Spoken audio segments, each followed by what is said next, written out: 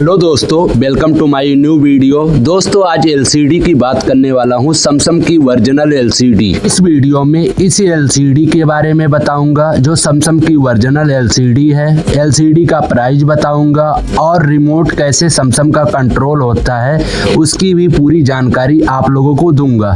इससे पहले दोस्तों एलसीडी के साइज पर आ जाते हैं। एलसीडी का साइज है 32 इंची का। जी हाँ दोस्तों, 32 इंची का एलसीडी का साइज है। एलसीडी काफी अच्छा चलती है। 4K रिकॉर्डिंग वीडियो एलसीडी में चला सकते हो।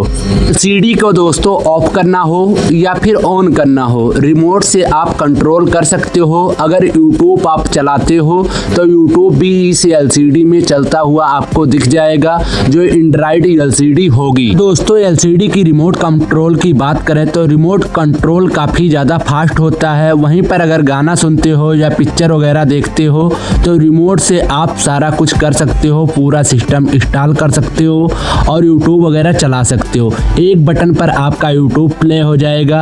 अगर आपको इंग्लिश में टेक्स्ट लिखना नहीं आता तब भी रिमोट में सिस्टम दिया गया है, आप माइक पर दबा के और माइक रिमोट से बोल सकते हो, एलसीडी पर वहाँ पर लिख जाएगा। लेकिन एलसीडी तभी आपका यूट्यूब वगैरह चलता हुआ दिखेगा एलसीडी में जब आपका नेट कनेक्ट होगा। एंड्रॉइड की कैसी भी एलसीडी हो, लेकिन दोस्तों सबसे पहले आपको प्रॉब्लम देखने को मिलती है कि रिमोट से जल्दी ऑफ नहीं होती। लेकिन सैमसंग में शानदार रिमोट दिया जाता है और एक बटन पर ऑफ हो जाती है एलसीडी और एक ही बटन पर ऑन हो जाती है एलसीडी। दोस्तों बहुत लोग को प्रॉब्लम होती है कि फोन से एलसीडी कोई भी वाईफाई कनेक्ट नहीं करता। तो जी हाँ दोस्तों, फोन से वाईफाई जल्दी कनेक्ट नहीं होता और एलसीडी में खास करके फोन से कनेक्ट नहीं होता वाईफाई।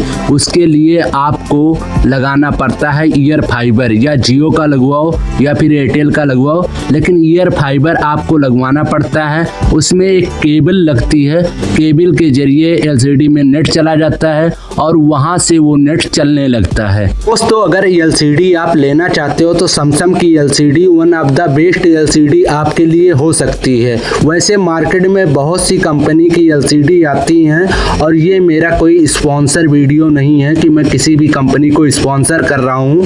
सैमसंग का एलसीडी मैं खुद चलाता हूँ और काफ़ी अच्छा एक्सपीरियंस रहा, इसीलिए मैं आप लोगों से शेयर करता हूँ। और सैमसंग की एलसीडी तो बढ़िया होती ही है, उससे बढ़िया होता है जो फिल्म वगैरह आप लोग देखते हो या गाना वगैरह सुनते हो तो क्वालिटी बहुत ही ज़बरदस्त होती है।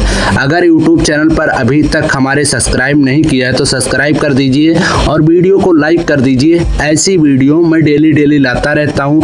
मिलता हूँ नेक्स्ट वीडियो में। जय हिंद।